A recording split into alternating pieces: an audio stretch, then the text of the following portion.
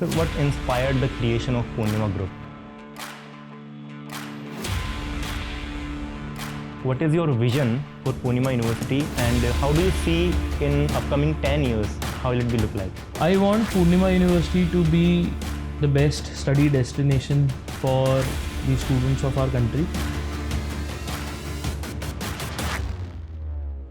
और सिर्फ 10 साल नहीं, मैं तो चाहता हूँ कि यूनिवर्सिटीज़ जो हैं वो तो सेंचुरीज़ के लिए बनती हैं, तो 100 साल के लिए हम बेस्ट रहे ना, क्यों 5 साल 10 साल बाद सोचे कि क्या होगा कि why 75% criteria of attendance, why not 0%? अगर मेरे पास कोई फैसिलिटी है तो मैं कमिट करता हूँ, अगर नहीं है तो मना कर देता हूँ कि ये नहीं हो सकता। मैं वो होता है ना, रात गई बात गई, मैं भूल जाता हूँ बात करके। एक स्टूडेंट पूछते हैं कि sir UK and Germany which country is best for studying in abroad and why? Google कर लो, मेरे से पूछने की ज़रूरत नहीं क्योंकि मैं कभी गया नहीं। कोई ओकेजन होता है, मेरा किसी फ्रेंड है उसका बर्थडे है, या मेरा कोई फ्रेंड है जो जिससे मेरे को मस्ती करनी है, तो मैं उसकी 20 साल पुरानी फ़ोटोग्राफ गूगल फ़ोटोज़ से निकाल के और उसको व्हाट्सएप करता हूँ। मेरे बहुत सारे बैचमेट्स मेरे से डरते भी हैं इसी वजह से कि इसको ज़्यादा उकसाओ मत, नहीं तो ये ऐसी फ़ोटोग्राफ शेयर करेगा कि आज शर्म आ जाएगी। So you think कि being good at nothing can be a better thing? हाँ, but then you need a hard-working father for that. If you're good for nothing, तो कम से कम कोई फैमिली बैकग्राउंड में कुछ तो होना चाहिए। But there's a disclaimer, you need a hard-working father. Of course, मैं आर्किटेक्चर में कोई बहुत ग्रेट नहीं था, पढ़ाई में कोई बहुत अच्छा नहीं था। मैंने 6 महीने की इंटर्नशिप करी तो रियलाइज़ करा नौकरी में भी बहुत अच्छा नहीं हूँ। तो I was good at nothing.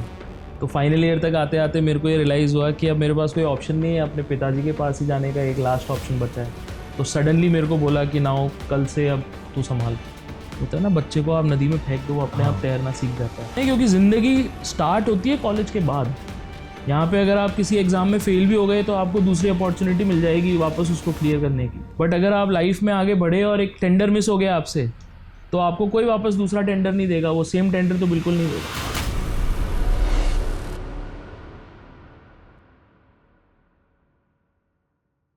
Hi everyone, this is Ankit Jangir, the captain and host of PU Cast, the podcast club of Purnima University. And today, in the first episode, we have a distinguished guest who is the director of Purnima Group, the co-founder of Purnima University, a Harvard Business School attendee, architect Mr. Rahul Singhi, sir. Hi Ankit, how are you? I'm good, sir. Thank you so much for calling me. Always a pleasure speaking to students. और आज मैं थोड़ा candid conversation के लिए prepare होके आया हूँ। So I hope students ने कुछ क्वेश्चंस पूछे होंगे जो I can answer, and it's a good opportunity for me to reach out to them directly. Thank you, sir, for being with us. We have been trying for many days to call you to have a podcast with you, and finally we got the chance. And sir, before we go deep dive into the questions that are related to Purnima University, tell me something like how do you feel in being this kind of situation? एक podcast में आके आपको एक कैसा feel होता है? Well अभी recently मैंने 2-3 पॉडकास्ट किए हैं, तो पहले जो थोड़ी हिचक और थोड़ा सा जो डर था वो तो निकल गया है, तो फील्स गुड। थोड़ी लाइमलाइट मिलती है तो किसको अच्छा नहीं लगता, सबको अच्छी लगती है थोड़ी बहुत limelight, but doing something for our own campus, for our own students feels different. Sir, we know that your schedule is busier than our normal exam schedule. So how do you feel like spending a day in Rahul sir's life? How a day in Rahul sir's life? नहीं, मेरा schedule तो बहुत easy है और बहुत ज़्यादा available हूँ मैं as compared to you all, because आपका जो प्रेशर है, एग्ज़ाम का प्रेशर है, मेरे ऊपर ऐसा कोई प्रेशर नहीं है, performance pressure. So my routine is as simple as waking up, spending time with kids.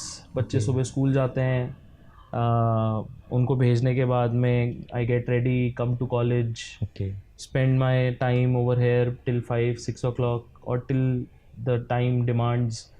और उसके बाद अगर कोई social commitments होते हैं तो उनको पूरा करो and then go back home. It is very simple, relaxed schedule. So you mean you often get time for your hobbies and at all? हाँ Sir, हाँ, I take out time for my sir passion. क्या क्या मतलब कि hobbies है आपकी academic से अलग रिलेटेड? मेरे को फोटोग्राफी करना बहुत अच्छा लगता है, तो मैं Okay. अपने पेरेंट्स की, बच्चों की, फैमिली की रेगुलर पोर्ट्रेट्स यूज़ करता हूँ, क्लिक करता हूँ। मैं उनको प्रॉपर ऑर्गेनाइज करके रखता हूँ, so that is there. Then I love to ride motorcycles, okay. So मैं अपनी बाइक से ट्रैवल भी करता हूँ, लोगों से मिलता हूँ, सोशल इवेंट्स अच्छे लगते हैं, गैदरिंग अच्छी लगती है, तो लोगों से मिलता हूँ, बात करता हूँ, ओके। उनके एक्सपीरियंसेस जो हैं वो समझता हूँ, सुनता हूँ, अपने एक्सपीरियंसेस शेयर करता हूँ। So I am a people's man. Sir what inspired the creation of Purnima group? Well, my father started Purnima Group of Colleges with Purnima College of Engineering as the first college. Yeah. And वो चेन्नई गए थे एक engineering institution को design करने, since he is an architect by qualification. So he went to Chennai to design an engineering college, and there he saw huge potential in private institutions way back in 98, 99. सो जब वो वापस आए यहाँ पे, तब ही thought कि let's start a private college in Jaipur. So instead of designing colleges for other people, let's create a society or a group where we can provide good higher education in our own state, Rajasthan. And 98, 99 में privatization हुआ ही था, Yeah. so of colleges. So that's how he got an idea. वो आए यहाँ पे, he started off with Purnima College of Engineering, Yeah. and then slowly, gradually we increased more institutions. So how many branches are there? So currently Purnima has 4 campuses in Jaipur, Okay. in Sitapura area. Yeah. Then we also started Jeet Group of Institutions in Jodhpur in 2003. Yeah. And so अगर हम देखें तो पूर्णिमा के 4 institutions हैं, जोधपुर में JIT है, उसके हमारे पास में 3 अलग अलग कैंपसेस हैं. Yeah. So in all about 5 to 7 institutions are there. Jodhpur में जो इंस्टीट्यूशन है उसको हम यूनिवर्सिटी में कन्वर्ट करने वाले हैं very soon. Okay. So then वो यूनिफाई होके और एक कैंपस बन जाएगा which will be called JIT university. Yeah. Recently you visited Harvard University. Sir, what was the purpose and your experience? Can you share, sir? So I try to learn new things every few years. और मेरे को ऐसा लगता है अगर आपको market में relevant बने रहना है और आपको लेटेस्ट चीज़ें अगर जाननी है, तो इंस्टीट्यूशन से बेहतर कोई जगह नहीं होती. And Harvard being the top institution of the world was my choice because and I also got the opportunity to attend Harvard because of EO, of which I am a part. EO is Entrepreneurs Organization. तो उसके ज़रिए मेरे को ये opportunity मिली, and it was a good experience. काफ़ी कुछ नया सीखने को मिला, बहुत अच्छा कैंपस देखने को मिला. Yeah. तो it was very good. Okay, sir. So the next segment is about traveling. हमने सुना है कि आपको अलग अलग जगह घूमने का काफ़ी शौक़ है और आप राजस्थान में, इंडिया में, इवन अब्रॉड में भी बहुत सारी कंट्रीज़ में गए हुए हो. तो सर बेसिकली कितनी जगह हैं जो कि आपने एक्सप्लोर कर रखी है, और आपकी सबसे मोस्ट फेवरेट अगर ट्रैवल प्लेस हो तो वो कौन सी होगी? मैंने इंडिया में और इंडिया के बाहर दोनों जगह ट्रैवल किया है काफ़ी. अलग अलग मौसम में, अलग अलग मूड में, अलग अलग जगह अच्छी लगती है. Yeah. जब विंटर्स होते हैं और बीच पे जाने की इच्छा होती है, तो Goa is a place where everybody would want to go. जब फैमिली के साथ टाइम स्पेंड करने की बात होती है तो Jaisalmer is a place. Rajasthan में बहुत सारी ऐसी जगह हैं, but Jaisalmer is one of my favourite place जहाँ पे आई गो एंड स्पेंड टाइम. हालांकि मैं गया बहुत ज़्यादा नहीं हूँ, बट जितनी बार भी गया हूँ it was a very wonderful time with the family. उसके अलावा इंटरनेशनली अगर मैं बात करूँ तो मोस्टली मैं काम की वजह से ट्रैवल करता हूँ, because of some international conferences और attending fair which are relevant for education industry. तो Dubai is a very good place. Dubai has good attractions, अच्छा आर्ट भी है वहाँ पे, अच्छी बिल्डिंग्स हैं, अच्छी सीनरीज हैं. So yeah, Dubai is something which I would want to go. Then I have been to Cape Town also once. तो मैं जो साउथ जो अफ्रीकन कॉन्टिनेंट का जो सदर्न मोस्ट टिप है which is called the Cape of Good Hope, वहाँ तक मैं जाके आया हूँ. एक बार मैं वाइस प्रेसिडेंट डेलीगेशन के साथ गया था CII के थ्रू. ओके. तो हमारे उस टाइम जो वाइस प्रेसिडेंट थे श्री वेंकैया नायडू जी, उनके साथ हम लोग ने ट्रैवल किया था. तो हम वेस्ट अफ्रीका गए थे. तो वेस्ट अफ्रीका में जो सबसे वेस्टर्न पॉइंट है विच इज़ सेनेगल, तो सेनेगल की जो वेस्टर्न टिप है हम वहाँ तक मैं जाके आया था. तो अफ्रीकन कॉन्टिनेंट का एकदम एक्सट्रीम वेस्ट पार्ट जो है वो मैंने देखा हुआ है, सदर्न पार्ट देखा हुआ है. ईस्ट में इथोपिया है. तो Ethiopia is also called the gateway of the African continent because ज़्यादातर फ़्लाइट्स इथोपिया के थ्रू अफ्रीका में जाती है. तो I have been to Ethiopia also. So and if I talk about Europe, तो यूरोप में भी कुछ कंट्रीज़ मैंने विज़िट करी है. US मेरी मासी रहती हैं. अभी हार्वर्ड भी मैं गया था, तो I visited my aunty's place, my masi's place, तो उसकी वजह से ट्रैवल हुआ है. बाकी साउथ ईस्ट एशिया जो है उसके अंदर there are lot of small islands. Bali है, कोसामुई है, सिंगापुर है. Been to these places but mostly because of family to these places.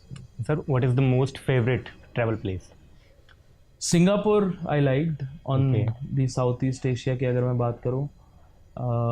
Western या यूरोपियन कंट्रीज़ में अगर मैं बात करूँ तो मैं बहुत कम जगह पे गया हूँ, बहुत ज़्यादा घूमा नहीं हूँ मैं यूरोप में. But I like Romania. I went to Romania last year.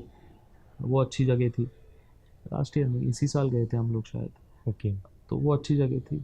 India में अगर बताना चाहें तो आप? इंडिया में गोवा बहुत अच्छा लगता है मेरे को. हम साल में 1-2 बार जाते ही हैं फैमिली के साथ. Then Jaisalmer, as I told you. Rajasthan में मैं मोटरसाइकिल पे कुंभलगढ़ गया हुआ हूँ. ओके. मैं मोटरसाइकिल पे चितकुल करके एक जगह है जो इंडो तिब्बतियन बॉर्डर का इंडिया की साइड से लास्ट विलेज है, वहाँ तक गए हम. मैं 2021 में गया था. And so it was about 1000 kilometres from Jaipur. तो वो तो पहाड़ों पे बाइक चलाने का अपना अलग मज़ा है. तो सर, अगर आप रेकमेंड करना चाहें स्टूडेंट्स को बेसिकली कि इस एक जगह पे तो आपको पर्टिकुलरली जाना ही चाहिए बीइंग अ स्टूडेंट, तो कौन सी जगह होगी राजस्थान के अंदर?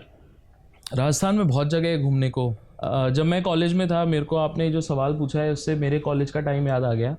तो मैं जब कॉलेज में था तो हम यूजुअली वीकेंड्स, चूँकि हमारा 5 days अ वीक था, तो वीकेंड्स पे हम निकल जाते थे. तो I have been to Nawalgarh. Shekhawati region जो है वो काफ़ी आर्टिस्टिक है. मैं आर्किटेक्चर का स्टूडेंट हूँ. जोधपुर अच्छी जगह है घूमने के लिए. पुष्कर बहुत अच्छी जगह है घूमने के लिए. पुष्कर में बाइक से भी गया था जब अपने कॉलेज में था. 55 नंबर की जो बसें होती हैं, उस बस में हम लोग नवलगढ़ गए थे. ठीक है गाइस, सर ने भी 55 नंबर में ट्रैवल किया है. हाँ. और उसके अलावा हम लोग जैसलमेर, मैंने बताया जैसलमेर में 2-3 बार गया हुआ हूँ. ओवरनाइट आप जा सकते हो या आप ट्रेन लेके जा सकते हो. मोटरसाइकिल तो I won't recommend because distance is too much. But हाँ, अगर कोई जना मोटरसाइकिल का एंथुजियास्ट है तो 100, 150, 200 किलोमीटर तक बहुत इजीली मोटरसाइकिल पे ट्रैवल किया जा सकता है. मेरे पास में उस टाइम पे हीरो होंडा करिश्मा थी. मेरे फ्रेंड्स थे जिनके पास बुलेट थी और भी कुछ बाइक्स थी. तो हमने पुष्कर काफ़ी बार ट्रैवल किया है. Sir, at present can you share the collection of your bikes and which is the most favourite your bike? मैं कभी भी बाइक का कलेक्शन नहीं रखता हूँ. मैं हमेशा एक ही बाइक रखता हूँ. ओके. तो जब मेरे को, मैं एक बाइक से ऊब जाता हूँ तो मैं उसको बेच देता हूँ और मैं नई बाइक खरीद लेता हूँ. अच्छा. So presently I am riding Honda Gold Wing. And मेरी जो फेवरेट बाइक रही है वो, इससे पहले मेरे पास इंडियन रोड मास्टर थी. वो रही है, बट मैंने वो बेच दी बिकॉज वो थोड़ा सा ओल्ड स्कूल हो गई थी. उसमें ज़्यादा टेक नहीं था. बट होंडा गोल्डविंग जो थी उसमें थोड़ा सा फीचर्स थे, तो I bought a new bike. Sir, हर एक ट्रैवल स्टोरी जो होती है वो कुछ ना कुछ एक्सपीरियंस तो लाती ही है अपने साथ. कि हमें याद रहता है कि यार हम वहाँ गए थे तो मेरे साथ एक्चुअली वो हो गया था. तो सर, आपने इतनी सारी जगह घूमी है, तो किसी एक ट्रैवल प्लेस की अगर आपके मन में स्टोरी हो कि वहाँ पे बहुत ही यूनिक, एक्स्ट्रा ऑर्डिनरी हो गया था मेरे साथ, तो अगर आपको शेयर करना चाहें तो. मैं कॉलेज में था और हम बिना किसी को बताए माउंट आबू गए थे हम, मतलब मैं और मेरी उस टाइम गर्लफ्रेंड अभी वाइफ। ओके। तो हम माउंट आबू गए थे या। और हम माउंट आबू घूमे। तो हम लोग कहीं तो भी जा रहे थे, हमने एक मोटरसाइकिल रेंट कर ली थी वहाँ पे, और हम we were going somewhere, I forgot the place कहाँ जा रहे थे। आई रिमेंबर हम लोगों ने हेलमेट्स नहीं पहने हुए थे और पुलिस ने रोका हमको, तो हमने भगा ली मोटरसाइकिल। मेरे साथ एक फ्रेंड और था, उसकी भी फ्रेंड थी, और हमने मोटरसाइकिल भगा ली। और हमने रियलाइज़ नहीं करा कि आगे एक और पुलिस वाला खड़ा था बैरिकेड वगैरह लगा के। So that was the most unique experience. उसके बाद मैंने हमेशा से ये डिसाइड करा है कि मैं कभी भी भागूंगा नहीं एटलीस्ट जब पुलिस पकड़े, क्योंकि चालान तो वैसे भी कटना ही है, चाहे आपको पहली बारी में पकड़े चाहे दूसरी बारी में पकड़े। तो that was one of the most memorable moments when I was in college. Okay. अभी रिसेंट की अगर मैं बात करूं तो 2-3 बार मेरे साथ हुआ है। व्हेनेवर मैं इंटरनेशनल ट्रैवल करके आता हूं, या। और मैं यूजुअली दिल्ली से ट्रैवल करता हूं, तो दिल्ली से जयपुर जब भी आता हूं मेरी गाड़ी पंचर हो जाती है हमेशा। 2 बार मेरे साथ ऐसा हो चुका है। तो वो भी बड़ा अनयूजुअल था कि दोनों बार अलग अलग गाड़ियाँ, अलग अलग जगह, अलग अलग टाइम। तो मेरी वाइफ ने भी कहना चालू कर दिया है कि तुम इंटरनेशनल ट्रैवल जब करते हो तो वापस दिल्ली मत आया करो, अब सीधा जयपुर ही आया करो। हो सर, इतनी सारी जगह घूम चुके हो आप, तो अभी भी अगर कोई ड्रीम प्लेस हो आपके मन में कि मेरे को यहाँ पे एक बार जाना है, तो वो कौन सी होगी? ड्रीम प्लेस, या। ड्रीम प्लेस अलग अलग, अगेन मूड पे डिपेंड करता है। या। मेरे को मोटरसाइकिल से लेह लद्दाख जाना है। ओके। ये मेरी ड्रीम प्लेस है। अगर मैं फिट होता तो मेरे को हिमालय का बेस कैंप भी जाना है। मतलब मेरे को हाइकिंग करना बहुत अच्छा लगता है, और मेरे को नेचर से मैं काफ़ी क्लोज महसूस करता हूँ जब मैं नेचर में होता हूँ। If I talk about India के बाहर की अगर मैं बात करूँ तो डेफिनेटली प्लेसेस जो हम टीवी में बहुत ज़्यादा ग्लैमरस चीज़ें देखते हैं वो एक एस्पिरेशन है। तो Vegas is something that I want to go. तो या काफ़ी इन हॉलीवुड मूवीज़ से इंस्पायर होके मैं जगह बता रहा हूँ आपको, बट या Vegas is some place where I really want to go in future. Okay, sir. Let's talk about Purnima University. Sir, what is your vision for Purnima University, and how do you see in upcoming 10 years? How will it be look like? I want Purnima University to be the best study destination for the students of our country. Yeah. मैं study destination का मतलब ये नहीं कह रहा हूँ कि हम टॉप हो या हम किसी और यूनिवर्सिटी से बेहतर हो। Okay. कोई भी स्टूडेंट अगर अपने लाइफ में कोई चीज़ प्लान कर रहा है एज अ करियर, और इफ़ ही और she has a dream Yeah. To pursue, तो मैं चाहता हूँ कि वो पूर्णिमा यूनिवर्सिटी को चुने और हम उसकी वो ड्रीम्स रियलाइज़ करने में उसकी हेल्प करें। सो if let's say there are engineering students, उनकी ड्रीम है लेट्स से एक अच्छा टेक बिजनेस क्रिएट करना या एक अच्छी टेक कंपनी में काम करना, तो that should be our goal. मैं क्लासरूम टीचिंग को बहुत महत्व देता हूँ। Okay. मैं जो टीचर स्टूडेंट इंटरेक्शन होता है उसको बहुत महत्व देता हूँ। तो मैं ये देखता हूँ कि पूर्णिमा जो है वो एक अच्छी यूनिवर्सिटी बने। Okay. और सिर्फ 10 साल नहीं, मैं तो चाहता हूँ कि यूनिवर्सिटीज़ जो है वो तो सेंचुरीज़ के लिए बनती हैं। Yeah. तो 100 साल के लिए हम बेस्ट रहे ना, क्यों 5-7-10 साल बाद सोचे कि क्या होगा। तो 100 साल तक पूर्णिमा, 100 साल से भी ज़्यादा पूर्णिमा जानी जाए, और ऑब्जेक्टिव है कि यहाँ का हर स्टूडेंट जो है वो एक डायमंड हो, वो एक हीरा हो, जो दुनिया को रोशन करे, जो अपना इम्प्रिंट दुनिया के ऊपर छोड़े कि हाँ ये कोई स्टूडेंट है जिसने Yeah. कुछ चेंज लाया है। तो सर, आज भी आप जब कुछ ऐसे सक्सेसफुल जो एल्यूमनाइज होते हैं पूर्णिमा के, उनके साथ मिलते हो, इंटरेक्शन करते हो, आप सोचते हो कि यार ये कहाँ था और अब कहाँ पहुँच गया, तो वो एक्सपीरियंस कैसा होता है ऑन द स्पॉट? मैं कभी भी किसी एल्यूमनाई से मिलता हूँ, तो अभी रिसेंटली जब मैं यूएस जा रहा था तो मेरे को एक एल्यूमनाई एयरपोर्ट पे मिला, जयपुर एयरपोर्ट पे। या। मैं जनवरी में बैंगलोर जा रहा था, तो मेरी फ़्लाइट में एक साथ में ट्रैवलर था, he was also an alumni. Okay. हमेशा मेरे को हर एलुमनाई ने ये बोला है, चाहे वो 20 साल पुराना एलुमनाई हो, चाहे वो 5 साल पुराना एलुमनाई हो, कि सर यहाँ पे जो हमको पढ़ाई और रगड़ाई होती है, उसकी वजह से हमको अब जॉब में कोई प्रॉब्लम नहीं होती। ओके।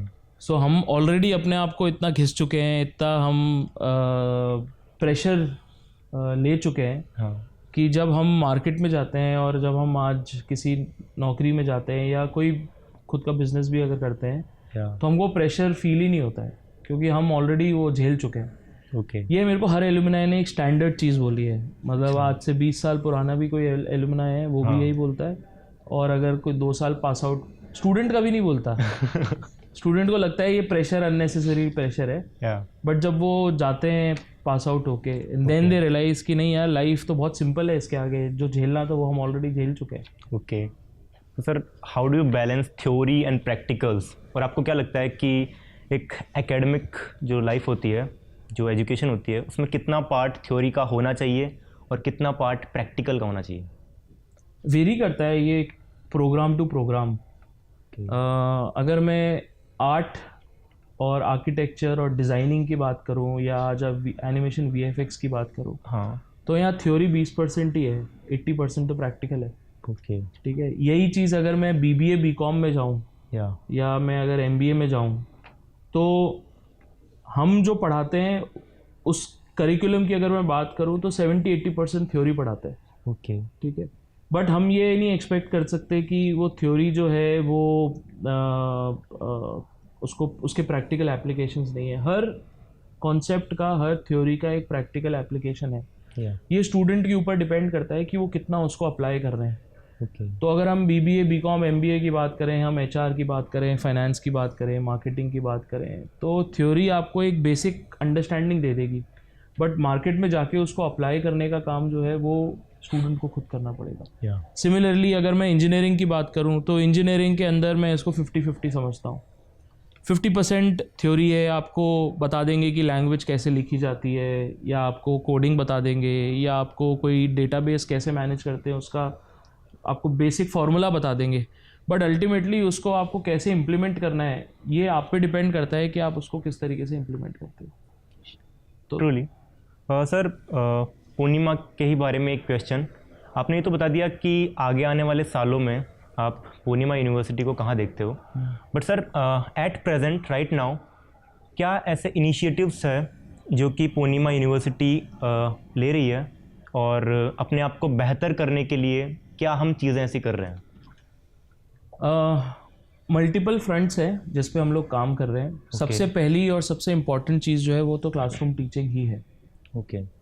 सेकंड आती है रिसर्च, तो हम काफ़ी सारे रिसर्च इक्विपमेंट्स खरीद रहे हैं, और हमने करीबन 1 करोड़ रुपए तक के इक्विपमेंट्स पिछले 1 साल के अंदर खरीदे हैं, और हम इसको और इंक्रीज़ कर रहे हैं ईयर ऑन ईयर। सो उसके लिए भी हम लोग फैकल्टी मेंबर्स को एम्पावर कर रहे हैं कि वो आगे आएँ और वो ये इक्विपमेंट की ओनरशिप ले, वो प्रपोजल दे, और हम उनको फंड कर रहे हैं। थर्डली जो है वो स्टूडेंट्स को एम्पावर कर रहे हैं। तो अगर आप देख रहे होंगे काउंसिल को पिछले 3-4 साल में अगर आपने किसी ने ऑब्जर्व करा हो तो काफ़ी स्ट्रॉन्ग हुई है काउंसिल। बहुत सारे डिसीजंस जो हैं वो काउंसिल अपने लेवल पे लेती है। Truly sir. सो स्टूडेंट्स को एम्पावर कर रहे हैं by giving them authority, by giving them support. आपने स्पोर्ट्स एक्टिविटीज़ देखी होंगी पिछले 2-3 साल में काफ़ी इंक्रीज़ हुई हैं। हाँ। तो स्पोर्ट्स के ऊपर काफ़ी काम कर रहे हैं, जिससे कि जो बच्चों में जो एनर्जी है उसको हम एक पॉजिटिव डायरेक्शन में चैनलाइज कर सकें। तो आप देख रहे होंगे अमेरिकन फुटबॉल, सॉकर, टेनिस और मॉर्निंग गेम्स हम लोगों ने रिसेंटली स्टार्ट किया। तो उसका भी ऑब्जेक्टिव ये है कि हम स्पोर्ट्स को कोइंसाइड कराएं एजुकेशन से। तो ये कुछ इनिशिएटिव्स हैं जो मेरे को लगता है कि पूर्णिमा को थोड़ा डिस्टिंक्ट करते हैं दूसरों से। सर, जब स्पोर्ट्स की बात आई गई है तो खेलो इंडिया यूनिवर्सिटी गेम्स जो है वो कैसे पीछे रह सकते हैं? तो इसी साल हमने खेलो इंडिया यूनिवर्सिटी जो है गेम्स है वो राजस्थान के अंदर पहली बार पूर्णिमा यूनिवर्सिटी होस्ट करने जा रही है। तो उसका क्या एक्सपीरियंस है, और बेसिकली पूर्णिमा यूनिवर्सिटी को ये अपॉर्चुनिटी मिली है तो उसको आप कैसे देखते हो? खेलो इंडिया यूनिवर्सिटी गेम्स जो है ये 5th एडिशन है खेलो इंडिया यूनिवर्सिटी गेम्स का। एंड ये राजस्थान में होस्ट हो रहा है। हमारे जो सीएम है उन्होंने प्राइम मिनिस्टर से स्पेशल रिक्वेस्ट करके इन गेम्स को राजस्थान में होस्ट करने की परमिशन ली। एंड चूँकि पूर्णिमा में पिछले 2-3 साल में काफ़ी स्पोर्ट्स का काम हो रहा है और स्पोर्ट्स का इंगेजमेंट है, इसलिए Purnima university is one of the host for Khelo India university games. और इसमें जो AIU में पिछले साल की हर जोन की जो टॉप 2 टीम्स हैं वो पार्टिसिपेट करेंगी। So in every game there are about 8 to 10 teams which are university teams which they would be participating. And अच्छी बात यह है कि पूर्णिमा होस्ट के साथ साथ फुटबॉल को भी होस्ट कर रहा है एंड वैलिडिक्ट्री भी होस्ट कर रहा है। और यहाँ करीबन 400 से 500 प्लेयर्स जो हैं वो रिज़ाइड भी करेंगे हमारे हॉस्टल्स में। सो स्पोर्ट जो है वो एक ऐसी चीज़ है जिसको हम बहुत सालों से परस्यू कर रहे हैं और हम उसको एजुकेशन के साथ जोड़ने की कोशिश कर रहे हैं। और जब हमने गवर्नमेंट को अपने उद्देश्य और अपने ऑब्जेक्टिव्स के बारे में बताया तो they were happy to give us the opportunity to host. तो हमारे वॉलंटियर्स के लिए भी, हमारे स्टूडेंट्स के लिए भी बहुत अच्छी अपॉर्चुनिटी है because they would get to volunteer in this program. और एक नेशनल लेवल का इवेंट अगर हमारे कैंपस में हो तो नेशनली आपकी ब्रांड रिकग्नाइज होती है, पूरी कंट्री में लोग आपको जानते हैं और पहचानते हैं। ओके सर, नेक्स्ट जो क्वेश्चंस है वो बेसिकली आपसे रिलेटेड, आपकी पास्ट लाइफ से रिलेटेड ये सारे हैं कि what kind of student you were in your college days. For example मस्तीखोर थे, थोड़े पढ़ाकू टाइप के थे, बहुत ही सिंसियर टाइप के, तो आपका कोर क्या था, मतलब आपकी पर्सनैलिटी कैसी थी? मैं अपने कॉलेज में बहुत एवरेज स्टूडेंट था। मैं टॉपर्स में भी नहीं था। मैं अगर मेरी क्लास में 45 लोग थे तो I would consider myself in middle, ना ऊपर की तरफ ना नीचे की तरफ। I use to attend all classes. मेरी attendance was more than 80% throughout all my 5 years of education.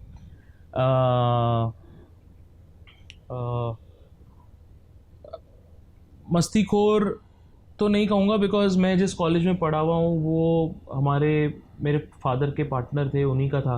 अच्छा। तो मैं ज़्यादा मस्ती करता था तो मेरी न्यूज़ जो है वो घर पहुँच जाती थी और मेरे को उसकी डांट भी पड़ती थी।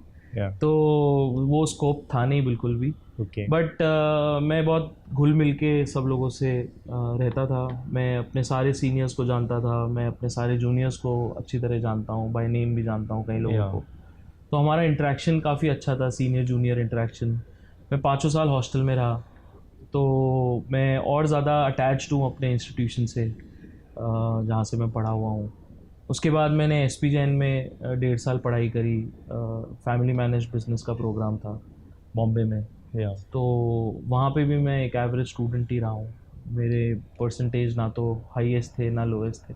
ओके सर, जो नेक्स्ट क्वेश्चन है वो कि I would love to honour to ask to you because ये फ़ोटोग्राफी से रिलेटेड है and I am also photographer. तो सर, फोटोग्राफी में बेसिकली आपका इंटरेस्ट कैसे डेवलप हुआ और आप किस टाइप की फ़ोटोग्राफी में ज़्यादा इंटरेस्टेड हो? मेरे को इंटरेस्ट वहाँ से डेवलप हुआ कि मेरे फादर आर्किटेक्ट हैं। तो आर्किटेक्ट्स के लिए फ़ोटोग्राफी बड़ी इंपॉर्टेंट होती है, बिल्डिंग की फ़ोटोग्राफ। कोई भी चीज़ को अगर आपको कंसेप्चुलाइज करना है तो आप एक फ़ोटोग्राफिक मेमोरी होनी चाहिए आपकी, आपका इमेजिनेशन जो है वो थोड़ा सा क्रिएटिव होना चाहिए। तो मेरे फादर ने बहुत यंग एज में मेरे को कैमरा ला के दिया था। हैंडी कैम भी था, पॉइंट एंड शूट भी था, DSLR भी था। सो मेरे को हमेशा से अपनी फैमिली की जो पिक्चर्स हैं वो क्लिक करना और उनको संभाल के रखना बहुत अच्छा लगता था। तो मेरे पास बहुत सारी एल्बम्स थी। ये बात कर रहा हूँ जब मैं 6th-7th क्लास में था। तो मेरे पास एल्बम्स थी। मैं अपने आप ही उन वीडियोस को ट्रांसफ़र करता था कंप्यूटर में, उनको एडिट भी करता था। है ना, उनको folder by folder, year by year save करके रखता था। कुछ अभी भी हैं, कुछ खो गई। तो मेरे को फैमिली पोर्ट्रेट्स में काफ़ी इंटरेस्ट है। मैं इमोशंस को कैप्चर करने में ज़्यादा बिलीव करता हूँ। तो मेरे लिए ग्रुप फोटोग्राफ्स, अपने फ्रेंड्स की फ़ोटोग्राफ्स, अपने तो मेरे फ्रेंड्स मेरे को, मैं अपने बैच का ऑफिशियल फ़ोटोग्राफ़र था। तो मैं कभी भी, मेरी बहुत कम पिक्चर्स हैं कॉलेज में जिसमें मैं पिक्चर में हूँ। अच्छा 80-90% पिक्चर्स जो है वो मैंने क्लिक करी हुई है, तो मैं पिक्चर्स में हुई नहीं। मेरी फैमिली की भी ऐसी बहुत सारी ओकेजन्स हैं जहाँ पे मैं पिक्चर में नहीं हूँ। सो अगर कोई इवेंट है और उसमें लेट से 100 फोटोग्राफ खींची, तो मेरी हार्डली 4 या 5 फ़ोटो होगी जो एंड में, है ना, किसी को देके बोलते हैं भैया मेरी भी खींच दो। तो that's how I developed interest in photography, and more than photography it is about capturing those emotions. Okay और आज जब मैं कोई ओकेजन होता है, मेरा किसी फ्रेंड है उसका बर्थडे है, या मेरा कोई फ्रेंड है जो जिससे मेरे को मस्ती करनी है, तो मैं उसकी 20 साल पुरानी फ़ोटोग्राफ गूगल फ़ोटोज़ से निकाल के और उसको व्हाट्सएप करता हूँ। तो देर आर टाइम्स जब लोग मेरे को बोलते हैं कि प्लीज़ यार हमारी फ़ोटो मत शेयर करना, क्योंकि मेरे को मालूम है कि हमारी बहुत गंदी गंदी फ़ोटोग्राफ्स तेरे पास है, बट प्लीज़ डोंट शेयर। मेरे बहुत सारे बैचमेट्स मेरे से डरते भी हैं इसी वजह से कि इसको ज़्यादा उकसाओ मत, नहीं तो ये ऐसी फ़ोटोग्राफ शेयर करेगा कि आज शर्म आ जाएगी। तो मैंने ऐसी ऐसी मेमोरीज़ कैप्चर करी हैं जो आज भी 20 साल पहले, 25 साल पहले, 40 साल पहले या 30 साल पहले उस जोन में ले जाती है। एंड मेरे को ऐसा लगता है कि फ़ोटोग्राफ से आप उस टाइम को वापस रीलिव करते हो, है ना। आपको ऐसे कोई याद नहीं होगा कि आपने लास्ट ईयर जैसलमेर में क्या किया, बट अगर आप फोटोग्राफ देखोगे तो आपको पता चलेगा हाँ हम यहाँ गए थे, हमने उस टाइम ये खाया था, इसके बाद ये हुआ था। So that is why I love photography. So you mean कि photography is the art of capturing emotions and stories? Yes, to me it is. Yeah sir, तो बेसिकली जब आप फोटोग्राफी वगैरह कर रहे थे यंग एज में, बहुत सारी चीज़ें आपने एक्सप्लोर करी होगी, तो क्या ऐसा था जिसने शेप किया एक एजुकेशन लीडर बनने को? क्या ऐसा आप, मतलब किस चीज़ ने आपको इतना इंस्पायर किया कि आपको इसी फील्ड में अपना करियर बनाना है? मेरे पास कोई चॉइस नहीं थी। मैं आर्किटेक्चर में कोई बहुत ग्रेट नहीं था। ओके पढ़ाई में कोई बहुत अच्छा नहीं था। मैंने 6 महीने की इंटर्नशिप करी तो रियलाइज़ करा मैं नौकरी में भी बहुत अच्छा नहीं हूँ। अच्छा। तो I was good at nothing. Okay तो फाइनल ईयर तक आते आते मेरे को ये रियलाइज़ हुआ कि अब मेरे पास कोई ऑप्शन नहीं है, अपने पिताजी के पास ही जाने का एक लास्ट ऑप्शन बचा है। ओके। और उसमें भी 2-3 साल मेरे शुरू के जो थे बड़े स्ट्रगल वाले रहे थे, बिकॉज मेरी थॉट बहुत अलग थी, मेरे फादर की थॉट बहुत अलग थी। तो 2011 टू 2014, 15, 16 तक even there were lot of points जहाँ पे डिफरेंस ऑफ ओपिनियन था। तो बट मेरे को ये मालूम था कि मेरे पास कोई और ऑप्शन नहीं है, तो अब आपको जो करना है वो इसी में करना है। ओके। तो अब आप इसमें कैसे बेस्ट कर सकते हो, कैसे आप इसको जी सकते हो, कैसे आप वो चीज़ें कर सकते हो जो आप नौकरी में नहीं कर सकते या आप किसी और जॉब में नहीं कर सकते, but can you do it here. So that inspired me. फिर 2017 में मेरे फादर ने बोला कि मैं जोधपुर शिफ्ट हो रहा हूँ। तो सडनली मेरे को बोला कि नाउ कल से अब तू संभाल। ओके। तो फिर जब वो होता है ना कि रिस्पॉन्सिबिलिटी जब कंधे पे पड़ी जाती है तो अपने आप फिर आप रास्ता बनाते हो। होता है ना, बच्चे को आप नदी में फेंक दो, वो अपने आप तैरना सीख जाता है। तो मेरे साथ लिटरली यही हुआ कि मेरे फादर ने मेरे को एक पॉइंट के बाद में फ्री कर दिया और इंडिपेंडेंट कर दिया। तो अपने आप गलतियाँ करी, सीखे, ठीक करा, फिर गलती करी, फिर उससे कुछ सीखे, फिर ठीक किया। सो यू थिंक कि being good at nothing can be a better thing? हाँ, but then you need a hard working father for that. If you are good for nothing तो कम से कम कोई फैमिली बैकग्राउंड में कुछ तो होना चाहिए। But there is a disclaimer, you need a hard working father. Of course. या सर, अब जो कुछ क्वेश्चंस है वो पूर्णिमा यूनिवर्सिटी के स्टूडेंट्स से भी है। हमने काफ़ी सारे स्टूडेंट्स का रिव्यू लिया है कि अगर राहुल सर से कुछ क्वेश्चंस पूछने हैं आपको तो आप पूछ सकते हैं, और हमारे पास एक्चुअल में कुछ क्वेश्चंस जो है वो आए भी हैं। सबसे पहला क्वेश्चन ही होगा 75% अटेंडेंस क्यों रखी है? सर मैं ढूंढता हूँ वो क्वेश्चन कहाँ पर है। हाँ सर, कि why 75% criteria of attendance, why not 0%? मैंने कभी सोचा नहीं 0% के बारे में तो बट मेरा एक बहुत सिंपल सा अंडरस्टैंडिंग है। क्लासरूम में अगर 50 बच्चे पढ़ रहे हैं, ठीक है, और एक रूल है जो 50 के लिए सेम है, ठीक है, तो हम उसमें एक्सेप्शंस नहीं क्रिएट कर सकते। मैं उसको इनजस्टिस मानता हूँ उस व्यक्ति के लिए जो रेगुलरली क्लास आ रहा है। ओके। तो अगर मैं सारी क्लासेस अटेंड करके एग्ज़ाम दे रहा हूँ वर्सेस मैं बिना क्लास अटेंड करे भी एग्ज़ाम दे रहा हूँ, ठीक है, तो ईयर ऑन ईयर क्या होगा कि जो रेगुलर है वो भी इरेगुलर होता जाएगा और एक फेज़, एक पॉइंट ऐसा आएगा जब 50 में से हो सकता है 40 बच्चे ही क्लास के अंदर एब्सेंट है और 10 ही बच्चे आ रहे हैं, ठीक है। तो उसमें फिर क्या होता है कि हमने ऐसे इंस्टीट्यूशंस को बर्बाद होते देखा है जहाँ पे अटेंडेंस कंपलसरी नहीं होती, जहाँ कॉलेज आना कंपलसरी नहीं होता, जहाँ क्लासेस अटेंड करना कंपलसरी नहीं होता। और मैं ऐसे बहुत एग्जांपल्स आपके सामने ले सकता हूँ जो इंस्टीट्यूशंस ये करके बंद हो गए, या उनकी वो ब्रांड ही नहीं है। आप इमेजिन करो कि आप रोज़ कॉलेज आ रहे हो वर्सेस आप कभी कॉलेज नहीं आ रहे, आपका अटैचमेंट कॉलेज से ज़्यादा कहाँ होगा? बाहर की चीज़ों से सर। मैं आपसे वापस ये क्वेश्चन पूछता हूँ, हाँ, कि आप रोज़ कॉलेज आ रहे हो, हाँ, और एक है आप एक साल में बिल्कुल नहीं आ रहे, हाँ, किस सिचुएशन में आप अपने कॉलेज को ज़्यादा प्यार करोगे? जब मैं रोज़ आ रहा हूँ। जब मैं रोज़ आ रहा हूँ ना, हाँ, तो हम वो अटैचमेंट तभी क्रिएट कर पाएंगे जो हम आएंगे, या ठीक है। आपको अगर ये लगता है कि कॉलेज मेरे लिए सही जगह नहीं है, हाँ, या क्लास में आना मेरे लिए इम्पोर्टेंट नहीं है, तो दो चीज़ सोचना कि आप क्लास मिस करके अगर जो काम कर रहे हो, हाँ, क्या वो उस क्लास से इम्पोर्टेंट है, क्या वो उससे बेहतर है? अगर बेहतर है तो ठीक है, मत आओ, ठीक है। बट अगर आप सिर्फ इसलिए अटेंड नहीं कर रहे क्योंकि मैं रात को लेट सोया, या मेरे को नेटफ्लिक्स की सीरीज़ ख़त्म करनी है, या मेरे को आज लेट्स से बैंक के काम से जाना है, या मेरे को आज किसी शादी के फंक्शन में जाना है, या मेरी आज टांग टूट गई, तो वो कोई रीज़न नहीं है क्लास अटेंड ना करने का।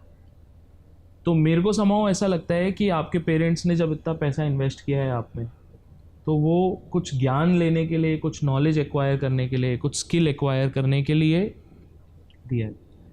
तो आप उसको रिटर्न ऑन इन्वेस्टमेंट, आप इमेजिन करो आपने मूवी का टिकट लिया, हाँ, और आप बोलो कि नहीं मैं सिर्फ 20% ही मूवी देखूंगा, ठीक है, हाँ, तो कैसा फील होगा आपको? ऐसा लगेगा यार यूं ही टिकट खरीदा मैंने, पैसे वेस्ट हो गए। जो मूवी देखी वो भी काम की नहीं रहेगी क्योंकि कुछ। हाँ, कई बार ऐसा होता है कि वो मूवी जो है, आप मूवी में गए तब पता चला आपको कि वो अच्छी मूवी नहीं है, हाँ, ठीक है। तो आप रेयरली, कभी मैं बता रहा हूँ, मतलब आजकल तो सब जने रिव्यूज़ पढ़ के ही जाते हैं, तो वो मूवी तभी जाते हैं जब वो मूवी अच्छी होगी, ख़राब मूवी तो कोई देखने जाता भी नहीं है। अब आपने एडमिशन ले लिया, पैसे भर दिए, हाँ, तो यही आपकी मूवी है, आपको इस पूरी मूवी को जीना है, या तो आप अगर क्लास नहीं आ रहे हो तो ये आपका नुकसान है, कॉलेज का कोई नुकसान नहीं, कॉलेज का तो फ़ायदा है। अगर कोई क्लास नहीं आ रहा है तो हमारे लिए तो अच्छी चीज़ है, कम बच्चे आएंगे, कम पढ़ाई होगी, पैसे पूरे मिल रहे हैं, नुकसान बच्चों का है। तो आई होप कि जिन्होंने भी ये सवाल पूछा होगा उनको क्लियरली आंसर मिल गया होगा। Sir next question. और by the way, okay, S18 form है, अगर आप कोई इम्पॉर्टेंट चीज़ कर रहे हो जो क्लासरूम से ज़्यादा इम्पॉर्टेंट है, हाँ, तो आप S18 फॉर्म भर के अपनी अटेंडेंस क्लेम कर सकते हो। ओके, उसके भी दो पार्ट होते हैं, कोई चीज़ परस्यू कर रहे हो या कोई कोचिंग कर रहे हो या कुछ इंपॉर्टेंट है, तो जाने से पहले परमिशन ले लो और आने के बाद उसको फिल कर दो, आपको बोनस अटेंडेंस मिल जाएगी, मिलती है, बहुत सारे काउंसिल के बच्चों को मिलती है। ओके। और सर नेक्स्ट क्वेश्चन, एक स्टूडेंट है, वो कहते हैं कि why Purnima university is strict than other institute. यही चीज़ मैं आपको बता रहा हूँ, हम स्ट्रिक्ट इसीलिए हैं क्योंकि हमको बहुत एल्यूमिनाइज ने ये फीडबैक दिया है कि अच्छे हैं आप स्ट्रिक्ट हो, क्योंकि आप जिस प्रेशर में हमको तैयार करते हो या जो प्रेशर हमारे ऊपर डालते हो, वो हमको जब बाद में इंडस्ट्री में जाते हैं तो फिर वहाँ लगता है कि यार प्रेशर तो है ही नहीं, लाइफ में प्रेशर तो ऑलरेडी झेल चुके हम। तो कई बार कठोर होना इम्पॉर्टेंट होता है, स्ट्रिक्ट होना इम्पॉर्टेंट होता है, बिकॉज ये आपकी वो एज है जहाँ पे आप हैबिट डेवलप कर रहे हो। ये जो 18 से 22 साल वाली उम्र है, हाँ, इसमें अगर आप प्रेशर झेलना सीख जाओ, रेगुलरली कॉलेज जाना सीख जाओ, बिना चीटिंग करे एग्ज़ाम पास करना सीख जाओ, बिना दीवारों पे लिखे एग्ज़ाम के पेपर क्लियर करना सीख जाओ, तो आप लाइफ में कभी भी कोई ये चीज़ नहीं करोगे, गलत चीज़ें। तो ये सिर्फ आपकी उस जर्नी की प्रिपरेशन है जो आप यहाँ से ख़त्म होने के बाद में चालू करने वाले हो, कॉलेज ख़त्म करके। तो इसीलिए कई जगह आप देखोगे इंडिया के बाहर कॉन्वोकेशन नहीं बोलते, उसको कमेंसमेंट सेरेमनी बोलते हैं, है ना। कमेंसमेंट सेरेमनी इसलिए बोलते हैं क्योंकि ज़िंदगी स्टार्ट होती है कॉलेज के बाद। कॉलेज तक तो सब चिल्ड आउट मोमेंट है। यहाँ पे अगर आप किसी एग्ज़ाम में फेल भी हो गए तो आपको दूसरी अपॉर्चुनिटी मिल जाएगी वापस उसको क्लियर करने की। बट अगर आप लाइफ में आगे बढ़े और एक टेंडर मिस हो गया आपसे, तो आपको कोई वापस दूसरा टेंडर नहीं देगा, वो सेम टेंडर तो बिल्कुल नहीं देगा। तो मेरा ऐसा मानना है कि ये तो एक अपॉर्चुनिटी है आपको अपने आप को टफ बनाने की, और जितना आप अभी टफ बन जाओगे, जितना आप अभी प्रिपेयर हो जाओगे, लाइफ में बाद में और इजी हो जाएगा। सर नेक्स्ट जो क्वेश्चन है, आई थिंक किसी हॉस्टलर ने पूछा होगा कि बैडमिंटन कोर्ट कब बनेगा?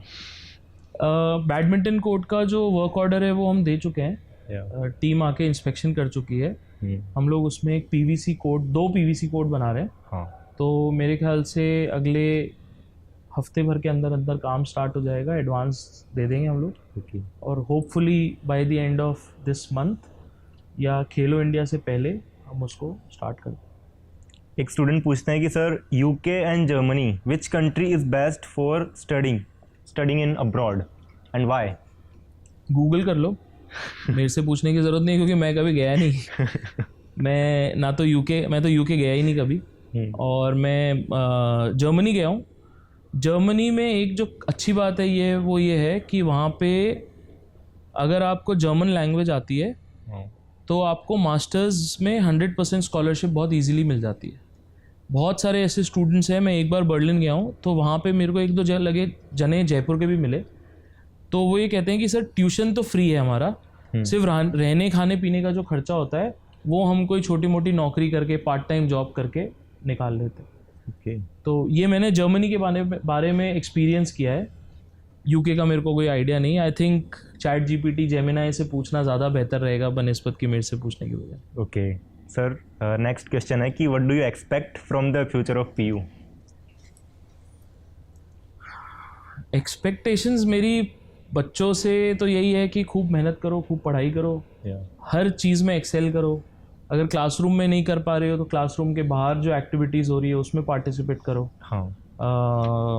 Cultural events, social events, sports events, and अपनी कॉलेज की लाइफ को मस्ती से जियो और be truthful to your self.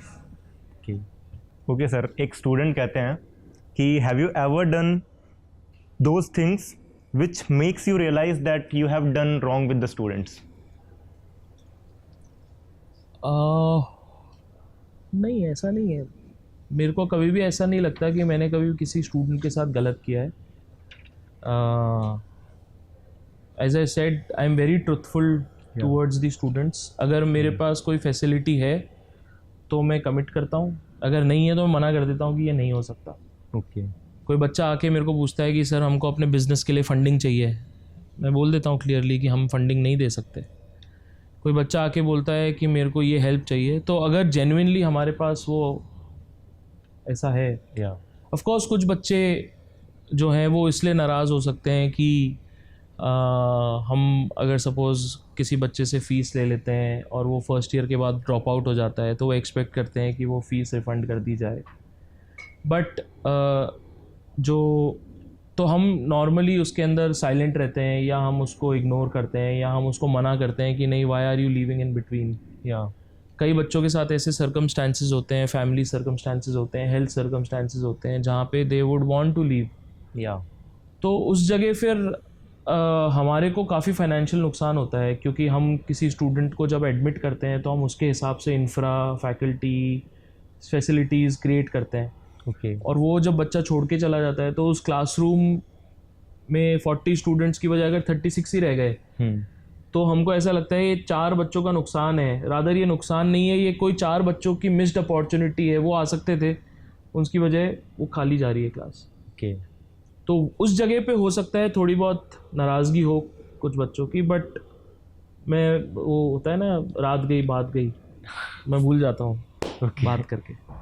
तो सर अगर मान लो कि कोई स्टूडेंट बहुत ही ज़्यादा मेंटल इश्यूज़ की वजह से छोड़ना ही चाह रहा है, उसकी मजबूरी ही है और वो जयपुर के अंदर भी नहीं रहता, तो फिर क्या हम उसको फर्स्ट ईयर के बाद उसको? हाँ, मतलब ऐसे बहुत सारे स्टूडेंट्स आते हैं जो हमको बोलते हैं कि हम तो कंटिन्यू नहीं करना चाहते। हाँ, तो उसका सिंपल सा रीज़न है कि आप चले जाओ, उसका मतलब सिंपल सा सोल्यूशन जो है वो चले जाओ। ओके। हम डॉक्यूमेंट्स जो हमारे पास होते हैं जो एनरोलमेंट के काम आते हैं, हम वो इसलिए रखते हैं जिससे कि बच्चा जो अपने ड्यूज़ हैं वो क्लियर करके जाए। या हम आगे की फ़ीस नहीं मांगते, लेकिन पिछली जो पेंडिंग है वो तो क्लियर करना ज़रूरी है। श्योर। नो ड्यूज़ फॉर्म होता है, नो ड्यूज़ फॉर्म भरो, अपने ड्यू क्लियर करो हाँ, और जाओ, क्या दिक्कत है। बिल्कुल। सर, एक स्टूडेंट कहते हैं कि why are Kalanidhi awards just for PCE and PIT, why not for PU? Purnima university एक प्राइवेट यूनिवर्सिटी है, हाँ। तो यहाँ पे और PC PIT अफिलिएटेड कॉलेजेस हैं।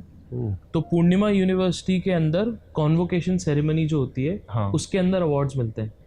तो उसके अंदर गोल्ड मेडल भी मिलता है, सिल्वर मेडल भी मिलता है, उसके अंदर ब्रांच वाइज एकेडमिक टॉपर्स को मिलता है। बट हाँ, उस बच्चे ने बात एक चीज़ जो कही वो सही कही, जो मेरे को लगता है मिसिंग है पूर्णिमा यूनिवर्सिटी में, कि एकेडमिक अवार्ड्स तो हैं, बट जो एक्टिविटी अवार्ड्स होते हैं ना, कि अच्छा प्रोजेक्ट बनाया उसका कोई अवार्ड हो, वो यूनिवर्सिटी में नहीं है। तो हम उसके ऊपर रिव्यू कर रहे हैं। मैंने जो हमारी एग्जिस्टिंग पॉलिसीज़ हैं वो तीनों काउंसिल के चेयरमैन को भेजी है और उनको बोला है कि आप इसमें क्या ऐड करना चाहते हो या क्या हटाना चाहते हो। तो hopefully by the end of this year हम यूनिवर्सिटी के लिए भी नॉन एकेडमिक कैटेगरी के जो अवार्ड्स होते हैं उसको हम लोग इम्प्लीमेंट करेंगे। Okay sir. सर, एक लास्ट क्वेश्चन जो है वो स्टूडेंट्स का, वो काफ़ी इंटरेस्टिंग है एंड उसका क्वेश्चन है कि हु इज़ राहुल सर? तो बेसिकली स्टूडेंट्स आपको एक टीचर, आप एक लीडर के तौर पे देखते हैं, बट वही चीज़ कि सर आप अंदर से राहुल सर कौन है, अगर आप अपने आप को डिफाइन करना चाहें? I am just like you, I am one amongst you. Okay. जो आप करते हो, जो आप सोचते हो, मैं भी वही हूँ। ठीक है, तो अगर आप मस्तीखोर हो तो मैं भी मस्तीखोर हूँ, अगर आप सीरियस हो तो मैं भी सीरियस हूँ। ओके। अगर आपको म्यूज़िक अच्छा लगता है तो मेरे को भी म्यूज़िक अच्छा लगता है, अगर आपको स्पोर्ट्स अच्छा लगता है तो मेरे को भी स्पोर्ट्स अच्छा लगता है। तो I am just like you. तो मैं हमेशा से कोई भी डिसीजन जब लेता हूँ कॉलेज के लिए, तो हमेशा स्टूडेंट्स को ध्यान में रख के डिसीजन लेता हूँ। मेरा कोर है स्टूडेंट्स। ओके। सो मेरे को ये चीज़ अच्छी तरह मालूम है कि अगर मैं किसी एक व्यक्ति की भी लाइफ में इम्पैक्ट ला पाया, हाँ, तो that person would remember Purnima and remember us for ever. या तो मैं कोई डिफरेंट नहीं हूँ।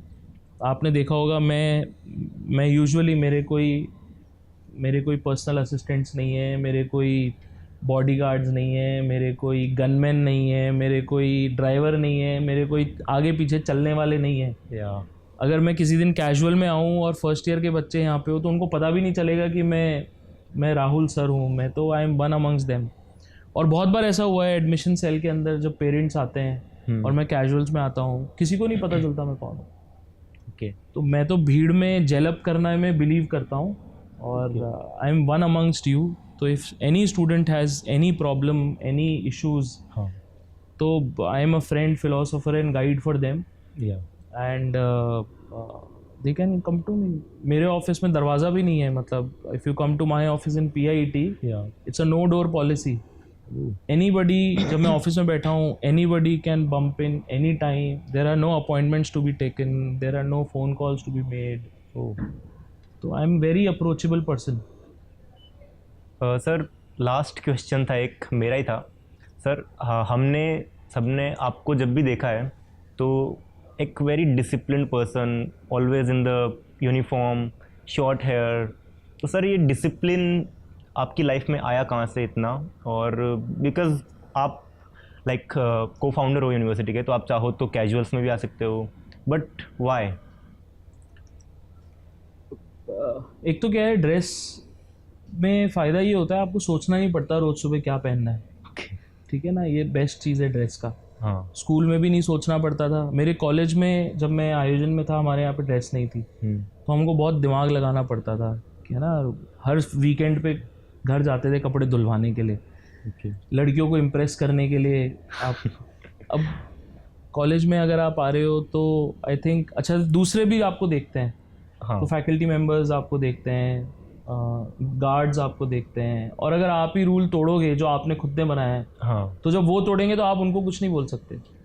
ओके ठीक है, तो मेरा सिंपल सा फंडा है कि जितने डिस्ट्रैक्शंस अपन कम कर सके ना, जितने डिस्ट्रैक्शंस को हटा सकें वो लाइफ को इजी बना देता है।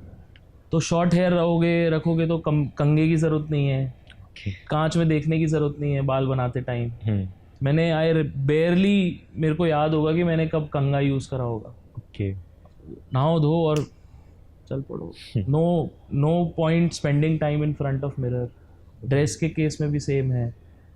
तो I am a very simple and down to earth person. Okay मेरी कोई बहुत ज़्यादा ऐसे फैंटेसीज या कोई बहुत यूनिक एक्सेप्शनल चीज़ें नहीं है। I am, as I said, I am one amongst you. Okay.